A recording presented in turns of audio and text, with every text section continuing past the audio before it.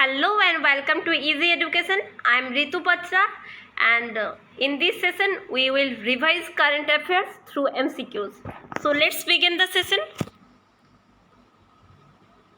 Consider the following statement about the Pong Dam Lake Wildlife Sanctuary. Statement 1. It is built along Beas River in Himachal Pradesh. Statement 2. It was removed from the list of Ramsar site in 2002. Now, which of the statement given above is or are not correct? Okay. Option A, 1 only. Option B, 2 only. Option C, both 1 and 2. And option D, neither 1 nor 2. Let's see the statement. It is built along the Beas River in Himachal Pradesh is absolutely correct. It was removed from the list of Ramsar site in 2002. This is incorrect. Rather, in 2002, Pong Dam Lake include in the list of Ramsar site. Okay, that's why statement 2 is incorrect.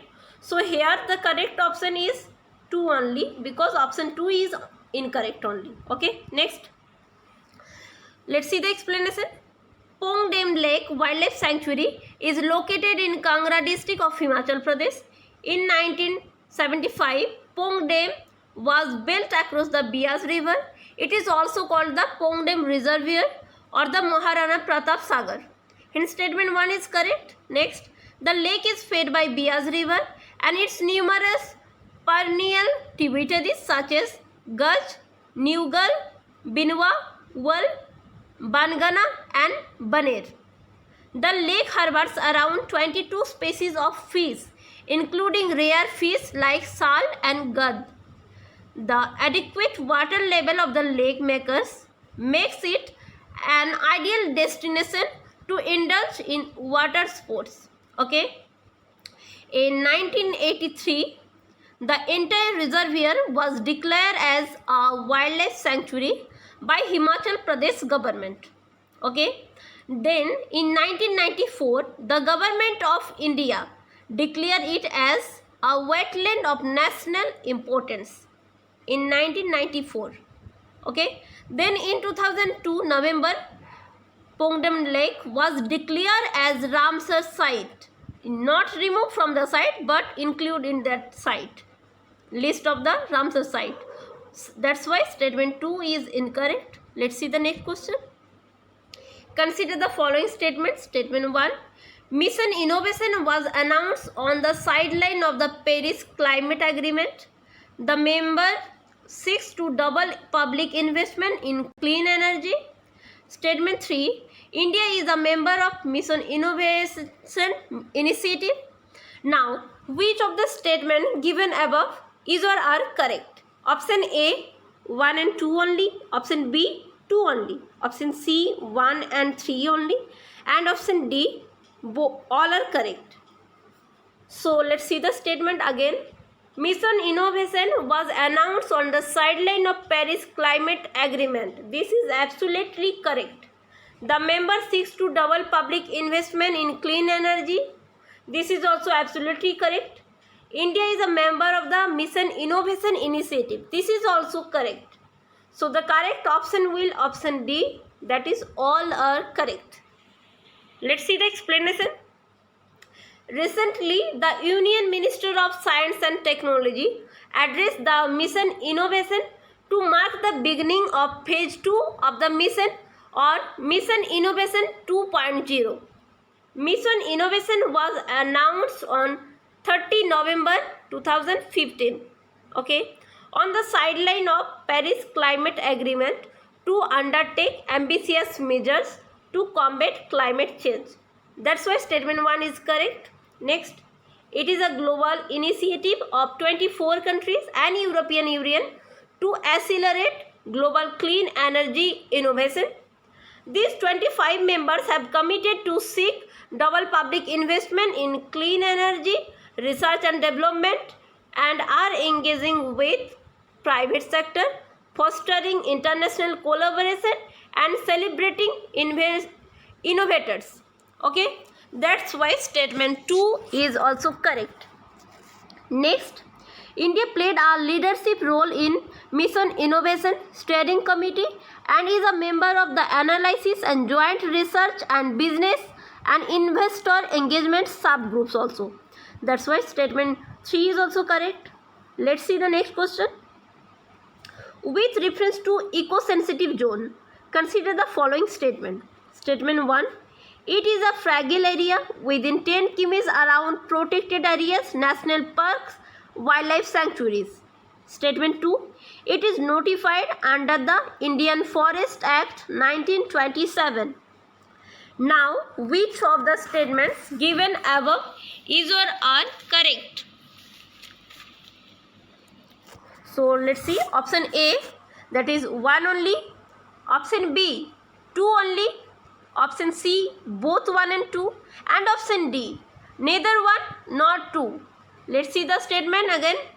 It is a fragile area within 10 km around protected areas, national park and wildlife sanctuaries. This is absolutely correct. And it is notified under Indian Forest Act 1927. This is incorrect. So the correct option will A only, that is 1 only correct. Next, let's see the explanation. Eco-sensitive zones, that is ESZ, or ecologically fragile areas within 10 km around protected areas, national park and wildlife sanctuaries. Hence statement 1 is correct. Next, in case of places with sensitive corridors, connectivity and ecologically important patches crucial for landscape linkage, even areas beyond 10 km width can be included in the eco-sensitive zone. ESZ are notified by Ministry of Environment, Forest and Climate Change under Environment Protection Act. Environment Protection Act 1986. It's not Indian Forest Act 1927. That's why statement 2 is incorrect. And the basic aim to regulate certain activities around national park and wildlife sanctuaries so as minimize the negative impact of such activities on fragile ecosystem encompassing the protected areas. Okay. Next question. Consider the following statement about coal. Statement 1. The non-coking coal is used along with iron ore to produce steel. And statement 2. The coking coal is used in thermal power plant to generate electricity. Now, which of the statements given above is or are not correct? Okay. Option A, 1 only. Option B, 2 only. Option C, both 1 and 2. And option D, neither 1 nor 2. So here the statement the non-coking coal is used along with iron ore to produce steel is incorrect. The coking coal is used in thermal power plant to generate electricity. This is also incorrect. So here the correct option will option C, that is both 1 and 2 are incorrect. Let's see the explanation. Coal is the most abundant fossil fuel which holds 55% of India's energy needs. Based on the uses, coal is divided into 2 types, coking coal and non-coking coal. This type of coal, when subjected to high temperature carbonization, that is heating in the absence of air to a temperature about 600 degrees Celsius, forms a solid porous residue called coke. Okay, coke is fed into a blast furnace along with iron ore and limestone to produce steel in steel plants. So coke is fed with iron ore and limestone. Okay, that's why statement 1 is incorrect. Then coking coal is desired to be of low ash percentage, mainly used in steel making and metallurgical industries for hard coke manufacturing. Okay, and non-coking coal, these are coals without cooking properties. This coal is used in thermal power plant to generate electricity, so it is so it is known as steam coal or thermal coal. Hence statement 2 is incorrect also. Also used for cement, fertilizer, glass, ceramic, paper, chemical and brick manufacturing and for other heating purposes. Okay. Coal is also classified into 4 ranks, that is anthracite, bituminous, subbituminous and lignite. This is a classification of coal. The ranking depends on the types and amount of carbon the coal contains and on the amount of heat energy the coal can produce. Okay. Next question. Consider the following statement, that is, the Constitution of India provides for prohibition of forced labor. Statement 2. India has ratified the Convention on Abolition of Forced Labor of the International Labour Organization. Now, which of the statements given above is or are correct? Option A, 1 only. Option B, 2 only. Option C, both 1 and 2. And option D, neither 1 nor 2. So here the correct option will option C, that is both are correct. The Constitution of India provides for prohibition of forced labor is absolutely correct. India has ratified the Convention on Abolition of Forced Labor of the International Labour Organization. This is also absolutely correct. Let's see the explanation. Bonded labor is a practice within employees give high interest loans to workers who work at low wages to pay off the debt. The Supreme Court of India has interpreted bonded labor as the payment of wages that are below the prevailing market wages and legal minimum wages.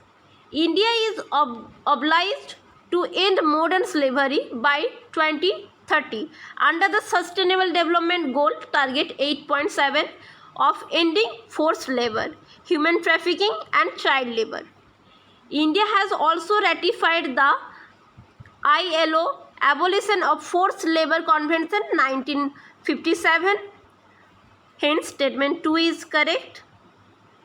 Now, India also aspired to improve its rank in the Global Slavery Index also. Okay. Next, constitutional provision for bonded labor. Article 21 deals with right to life and personal liberty. And these are very important, these all articles, Article 21, Article 23. Article 23 of the Constitution prohibits forced labor, hence statement 1 is correct. And Article 24. Article 24 prohibits the employment of children below the age of 14 years in factories or in any hard labors. Okay.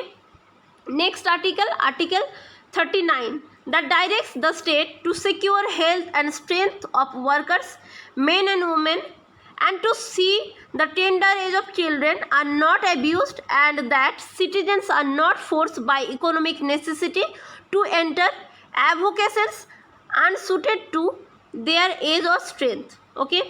Bonded labor system Abolition Act 1976 extend to the whole of India but implemented by respective state governments.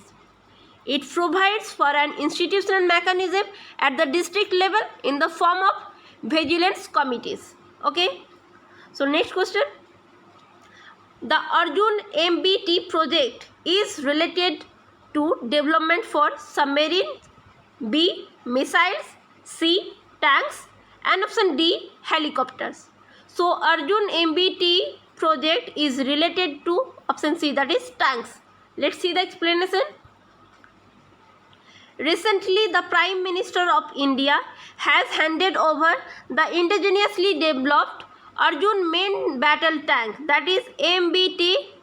Okay, so this is T for tank, Arjun main battle tank MK1A to the Indian Army. Okay, this is for Indian Army and this is Arjun main battle tank. Okay, so the Arjun main battle tank project was initiated by DRDO in 1972 with the Combat Vehicle Research and Development Establishment as its lead laboratory. Object of the project. So the object of the project is to create a state-of-art tank with superior firepower, high mobility and excellent protection. That's why option C is correct. Okay, these are all for this segment. I will bring back with a new session tomorrow. If you like this session, do like, share and subscribe our channel Easy Education. Thanks for watching the video.